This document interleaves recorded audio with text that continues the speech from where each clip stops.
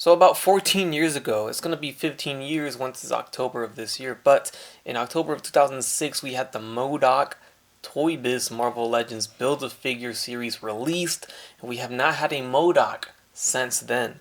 So now, here I present to you the Hasbro Marvel Legends series M.O.D.O.K. figure. So the mental organism designed only for killing M.O.D.O.K. comes in this plastic-less packaging. So one of the first releases, not counting the Hellfire Club Guard or the Hydra Soldier that they released in those just cardboard boxes without a window. This is our first official, I guess, retail release of a figure without plastic window. So it's just all box. This looks like what would have been the back of the box, but it's not. It's actually the front. So here is the front. We get a close-up shot of M.O.D.O.K. And here is the side, which gives us an art image, which is kind of hard to show right now because it's so large.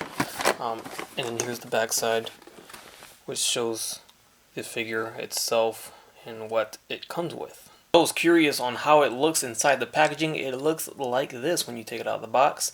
Comes in multiple pieces. Almost looks like a Build-A-Figure, like it could have been a Build-A-Figure, but since it's so big, they couldn't possibly fit this in a regular packaging for a regular figure, so they had to do a deluxe release. So deluxe release M.O.D.O.K. retails for $50. You can get them online shops such as Big Bad Toy Store, which is where I picked mine up. They shipped mine already, and here it is, obviously. So I do recommend you pick it up at bigbadtoystore.com. Links down below in the description. They have the listing up as pre-order still, but they shipped it anyway, so you know it could be shipping even though it says pre-order only right now. So here he is put together, and it looks great. It looks very similar to Toy Biz, which we'll of course compare it next to. And this figure together really felt like I was putting together a Build-A-Figure. So I don't know if that was an idea of theirs to try it, to attempt, but then at the end they figured it was too big to do for a regular packaging size. They probably would have changed the packaging for this thing. So taking a much detailed look at M.O.D.O.K, we'll start at the top of the head where we can see the hair. I like the different color brown there. We got the light brown with the dark brown. Looks good. Got the forehead piece here. Everything else is pretty much just molded plastic, so the purple and the goldish color is molded plastic, although we do get some paint here on the stripes and right here. So pretty cool that they shaded those in with paint. I appreciate that. Going down to the face, I really like the eyes. You can see the eyes with the white pupils there. And the face sculpt is phenomenal. Gotta love that. Look at the lips. Look at the wrinkles in his face. Look at the nose. Sculpt-wise, shading-wise too, the paint job on the face is great. Then we get his little computer screen here on the front. Got some buttons painted on the side. There's his handle on the other side. Down to the legs, and then we get the little boosting effect base here on the bottom. This piece here rotates, as well as the bottom plane piece. Not that that really changes anything in the pose, but it does rotate around. And a quick look at the back side detail up close. So overall pretty good. The lines, the seam lines when you put them together are right here, which aren't too bothersome in my opinion. And you could definitely see some seam lines here from the face. A little bit of a gappage there, not the biggest thing in the world.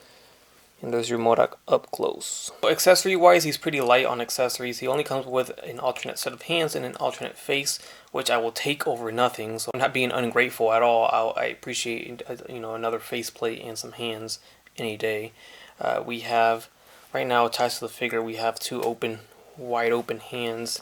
Then we get a right fist as an alternate option and a left gripping hand, trigger finger hand, mainly for his little handle here on the side. And that's it. Now we do get the faceplate, which right now I have stored away. I saw this on a live stream where Dwight Stahl kind of showed this off. So I put it in there right now just to see if it worked, and it does. It's hollow inside, so you can use it as a storage for the faceplate. So we get the alternate faceplate here, you can see.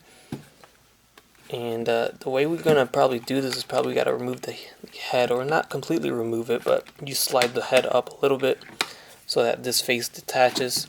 Then we get the new face, slide it in, move the head piece down in place, like that, and then the base, and then the back piece right here. So it's a little bit tedious, a little bit. I mean, it's not the end of the world, guys.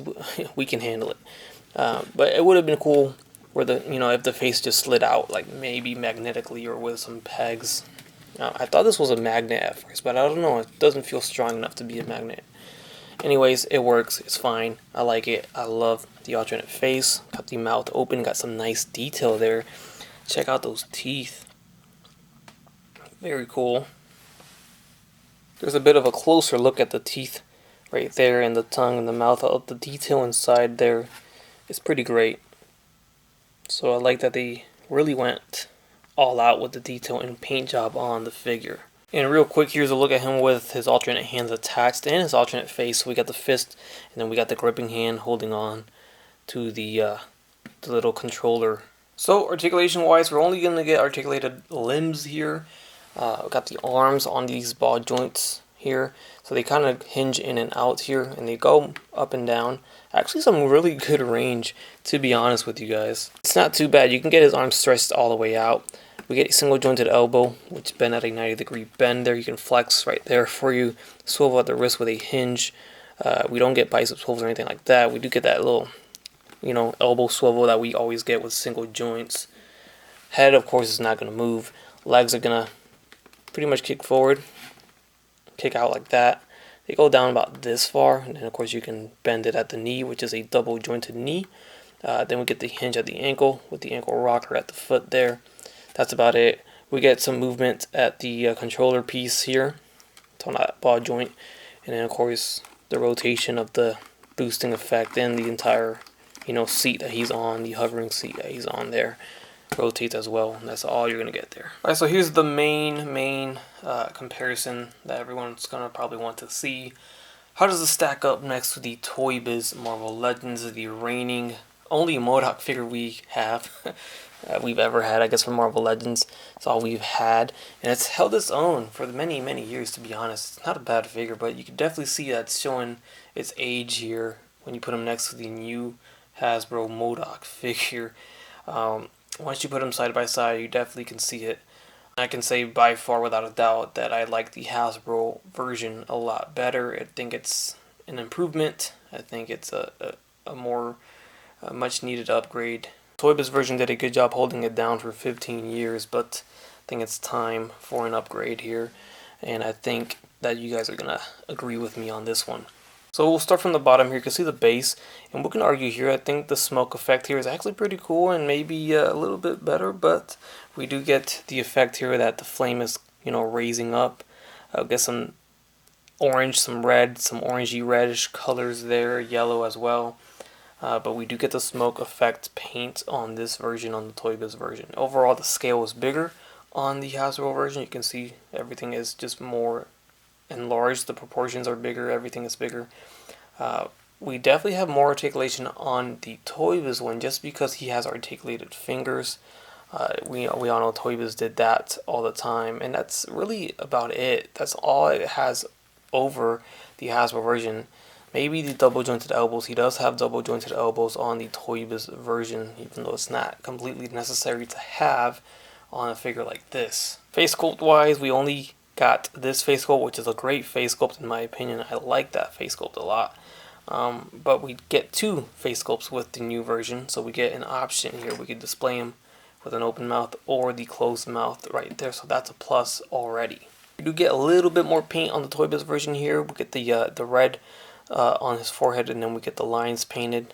The lines are not painted on this version here. Let's see what else. Over the years, my M.O.D.O.K, my Toy Biz version is showing some age here because the paint has gotten kind of sticky over the years. I guess it's just the paint they used back then. I don't know, or maybe it's over time. I don't know what it is that causes that. Anyways, here's the back sides of the two M.O.D.O.Ks, and for whatever reason, mine seems to be kind of split in right here at the seam.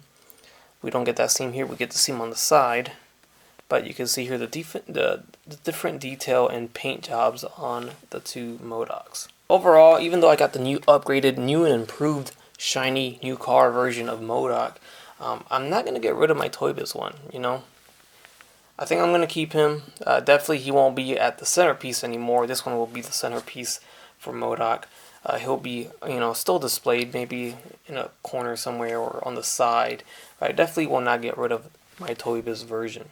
There he is next to some AIM soldiers. And these are two different versions of AIM soldiers. I think one's a newer release, one's an older release. You can kind of tell with the visor there. One's silver, one's black. I think one was the 2-pack. Toys R Us exclusive, or it just ended up being a fan channel exclusive later on. I think I could be mistaken, but anyways, as we all know, or maybe we don't know, M.O.D.O.K, aka George Tarleton, hopefully I pronounced that right, Dave, sorry if I did not, you know who you are. So ex-employee of AIM, tasked with helping develop the Cosmic Cube, mutated, got a big brain. His body couldn't handle it, put into this doomsday chair. That's a quick synopsis of. Overall, we get a new M.O.D.O.K. Not a Build-A-Figure, just a single regular deluxe release inside a plastic-less, window-less package. I wonder how the mint on card collectors are gonna like that. Are you still gonna collect mint on card if it doesn't have a window to display the figure? I don't know, maybe it's a little less inciting to do so. Some people might still collect so. But you definitely won't be able to see figures, paint jobs through the window in the stores or anywhere you buy it from to compare to see which ones have the best paint applications. So we're just gotta cross our fingers and make sure we don't get any quality control issues on any of our figures. But overall, this M.O.D.O.K came out pretty clean. I don't see any issues at all. Good job Hasbro on the paint apps here. Everything came out pretty clean. So that's going to do it for this review. If you enjoyed it, please show some love. Leave a like down below and a comment. Let me know your thoughts. And subscribe if you haven't subscribed already. Alright guys? You guys take it easy. Have a good one. Bye.